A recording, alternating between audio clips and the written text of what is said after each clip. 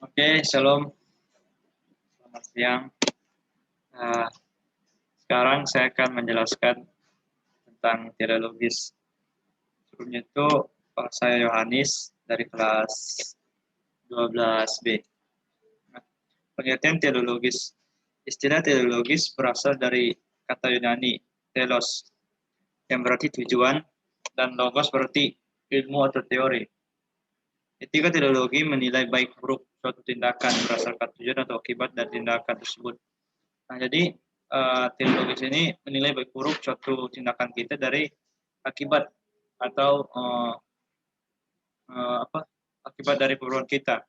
Jika akibat dari perbuatan kita baik, maka dia menilai perbuatan itu baik. Jika buruk, maka perbuatan kita dinilai buruk. Oke.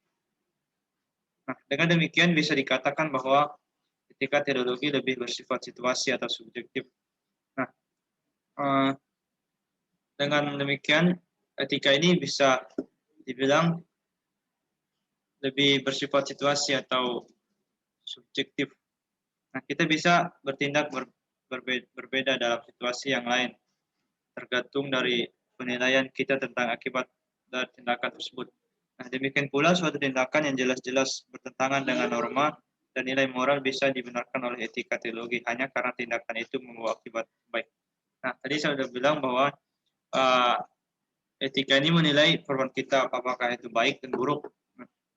Walaupun perbuatan kita buruk, tapi kalau hasilnya itu baik, maka perbuatan kita akan dinilai baik. Demikian juga kalau perbuatan kita buruk, tapi kalau dampaknya baik, nah akibatnya baik, maka dia menilai bahwa perbuatan kita itu baik. Oke. Nah, sekarang etika teleologi bisa digolongkan menjadi dua, yaitu yang pertama itu etika teleologi egoisme.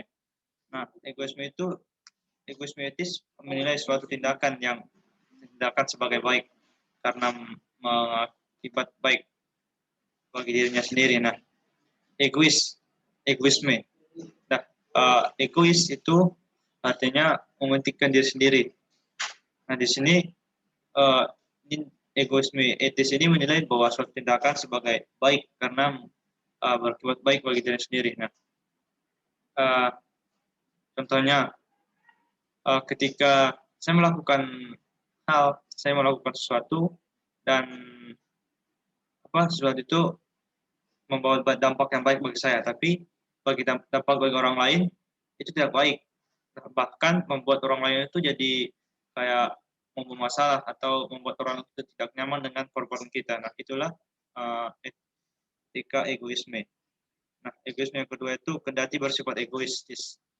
Nah, bersikap egoistis itu hanya mementingkan dirinya sendiri tanpa memikirkan yang orang lain rasakan. Nah, itulah namanya egois. Tindakan ini dinilai baik secara moral karena setiap orang dibenarkan untuk mengajar kebahagiaan diri sendiri. Nah, tindakan ini dinilai baik secara moral karena setiap orang dibenarkan untuk mengajar kebahagiaan bagi diri sendiri. Nah, inilah yang sebenarnya tidak patut kita tiru karena ini benar-benar hanya mementingkan diri sendiri tanpa memikirkan orang di sekitarnya. Nah, jadi yang kedua itu utilitarianisme. Nah, menilai baik buruknya suatu tindakan berdasarkan akibatnya baik buruk, bahannya baik bagi orang lain. Nilai baik buruknya suatu tindakan berdasarkan akibat bagi banyak orang lain.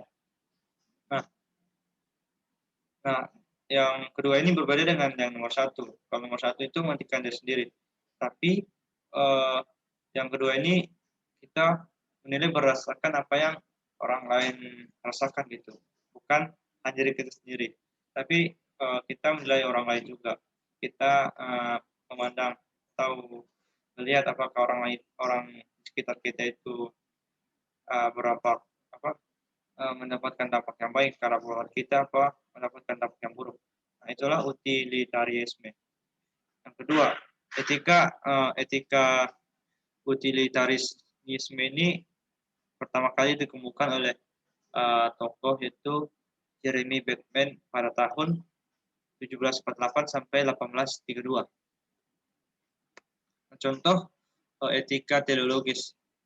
Nah, di sini setiap agama mempunyai Tuhan dan kepercayaan yang berbeda-beda, dan karena itu aturan yang ada di setiap agama pun berbeda-beda. Nah, contohnya itu ini salah satunya itu tentang mengenai agama dan Tuhan. Contohnya di agama Kristen, Hindu, Muslim, Buddha, itu kita mempercayai Tuhan itu berbeda-beda atau punya agama yang beda dan Tuhan juga beda. Tapi aturan di dalam kepercayaan masing-masing juga ada pun yang beda. Nah, itulah contoh dari etika teleologis. Nah, yang berikutnya itu tokoh etika teleologis. Yang pertama itu Plato. Nah, pandangan Plato tentang pencapaian hidup yang baik tidak lepas dari teorinya mengenai jiwa dan ide-ide. Untuk mencapai kebahagiaan jiwa, manusia harus sampai kepada dunia ide-ide. Hal ini hanya bisa terjadi dengan cara pandangan rasio atau akal budi. Nah, pandangan Plato ini tentang pencapaian hidup yang baik lepas dari teorinya itu mengenai jiwa dan ide-ide saja. Nah, hal ini bisa terjadi dengan cara pandangan rasio atau akal budi. Nah, ini berkepanjangan bahwa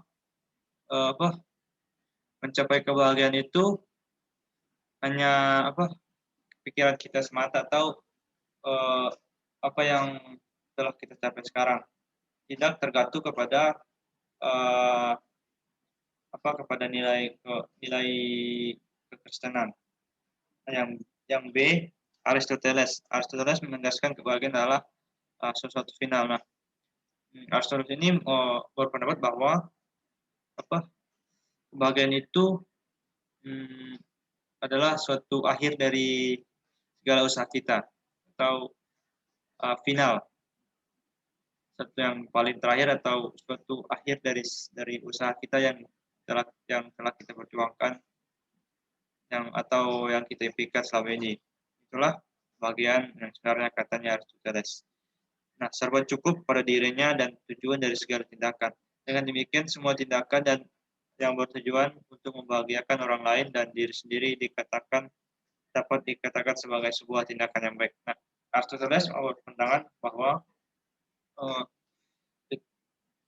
semua tindakan kita itu bertujuan untuk membahagiakan orang lain dan diri sendiri. Nah, ini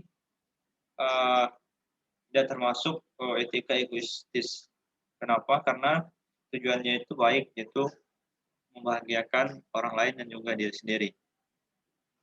Nah, yang ketiga itu Thomas Aquinas.